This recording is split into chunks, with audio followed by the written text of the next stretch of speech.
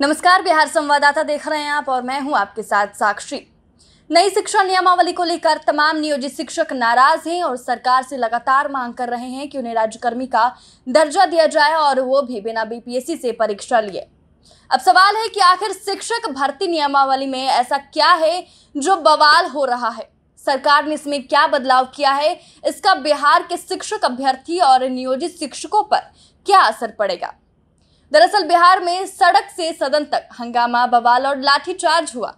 मुद्दा शिक्षक भर्ती नियमावली और उसमें बदलाव का है। बिहार सरकार इस साल राज्य में स्कूली शिक्षकों की भर्ती प्रक्रिया में बड़ा बदलाव करते हुए नई शिक्षक भर्ती नियमावली लेकर आई थी, जिसके बाद विपक्ष से लेकर शिक्षक अभ्यर्थी इसका विरोध करने लगे।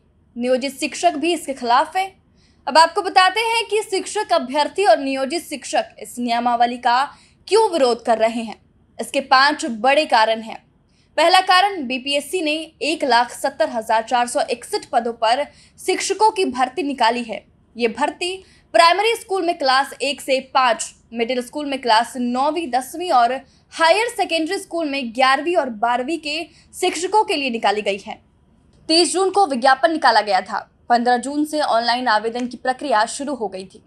इसके 12 दिन बाद यानी 27 जून को नीतीश कैबिनेट ने शिक्षक भर्ती नियमावली में संशोधन करते हुए डोमिसाइल की बाध्यता को खत्म कर दिया।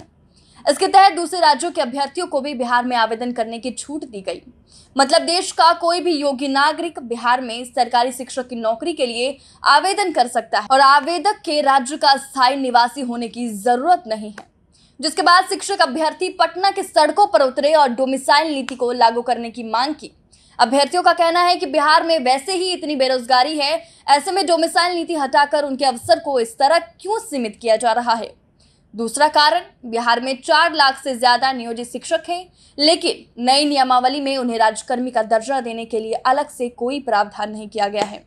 नई नियमावली के तहत राज्यकर्मी का दर्जा पाने के लिए नियोजित शिक्षकों को भी बीपीएससी की परीक्षा में बैठना पड़ेगा। डिप्टी सीएम तेजस्वी यादव ने 10 अप्रैल 2023 को खुद इसको लेकर ट्वीट किया था।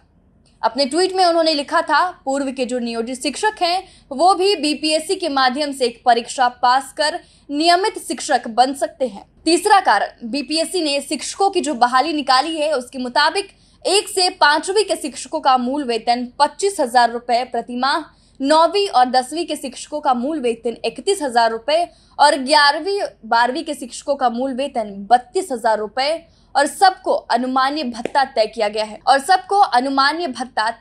है। नियोजित शिक्षकों का विरोध है कि बीपीएससी की परीक्षा पास करने के बाद भी उन्हें फुल पे स्केल देने की बात नहीं की गई है। चौथा कारण, नई नियमावली के मुताबिक बीपीएससी की परीक्षा पास करके आने वाले नियोजित शिक्षकों की राज्य कर्मचारी के रूप में नई सेवा की शुरुआत मानी जाएगी। उन्हें 2 साल का प्रोबेशन भी सर्व करना होगा। नियोजित शिक्षक के रूप में उनके पुराने कार्यकाल को समाप्त माना जाएगा।